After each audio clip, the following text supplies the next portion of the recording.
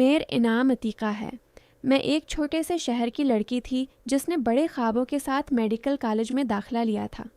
ابو سرکاری ملازم تھے اور گھر کا خرچہ بے مشکل چلتا تھا۔ تیسرے سال اناٹومی کا پرچہ بہت مشکل گیا۔ جب رزلٹ آیا تو صرف 21 نمبر تھے۔ فیل ہونے کا مطلب تھا 1 سال ضائع اور ابو کا قرض بڑھنا۔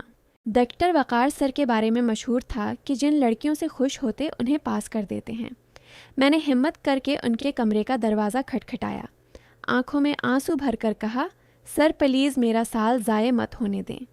سر نے پرچہ دیکھا اور بولے، میں کیسے نمبر لگا دوں؟ میں نے کانپتے لبوں سے کہا، سر میں آپ کے لیے کچھ بھی کر سکتی ہوں۔ سر نے گہری نظر سے دیکھا اور بولے، آج شام میرے گھر آ جاؤ۔ دل میں خوف تھا مگر میں جانتی تھی اب پیچھے نہیں ہٹ سکتی۔ شام کو اچھے کپڑے پہن کر سر کے بتائے پتے پر پہنچی۔ شہر سے باہر الگ تھلگ مکان تھا۔ گھر میں کوئی اور نہ تھا۔ سر نے مجھے صوفے پر بٹھایا اور کہا، عتیقہ تیار ہو۔ میں نے آہستہ سے سر ہلایا۔ سر مجھے بیڈ روم میں لے گئے اور دروازہ بند کر دیا۔ انہوں نے مجھے اپنی طرف کھینچا اور ہونٹوں پر ہونٹ رکھ دیے۔ پہلی بار کسی نے ایسے چوما تھا۔ ڈر تھا مگر عجیب گرمی بھی محسوس ہو رہی تھی۔ سر نے میرے کپڑے اتارے اور بستر پر لٹا دیا۔ پھر انہوں نے منہ لگا دیا۔ میں چیخ پڑی، سر کیا کر رہے ہیں؟ سر نے کہا، چپ رہو، مزہ آئے گا۔ آہستہ آہستہ تکلیف کم ہوئی اور اچھا لگنے لگا۔ پھر سر نے دھکا دیا۔ درد سے چیخ نکلی مگر سر رکھ کے نہیں۔ کچھ دیر بعد مزہ آنے لگا اور میں خود آہیں بھرنے لگی۔ آخر میں سر نے اندر ہی چھوڑ دیا اور کہا، عتیقہ کل نمبر لگ جائیں گے۔ اگلے دن رزلٹ میں پاسنگ مارکس آ گئے مگر سر نے فون کیا اور کہا، ابھی بات ختم نہیں ہوئی، اگلے ہفتے پھر آنا۔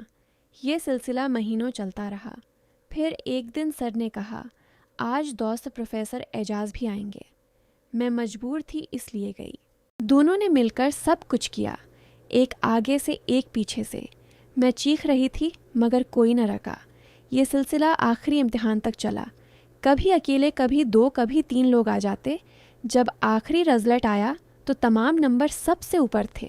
ابو نے گلے لگایا اور کہا، بیٹا تم نے نام روشن کیا۔ میری آنکھوں میں آنسو تھے مگر وہ خوشی کے نہیں تھے۔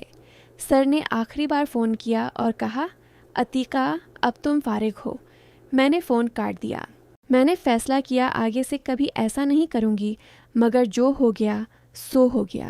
اس طرح کی مزید دلچسپ کہانیاں سننے کے لیے میرے چینل کو سبسکرائب کریں اور بیل آئیکن کو دبائیں تاکہ مزید ویڈیوز آپ تک پہنچ سکے۔ اب مجھے اجازت دیں، شکریہ۔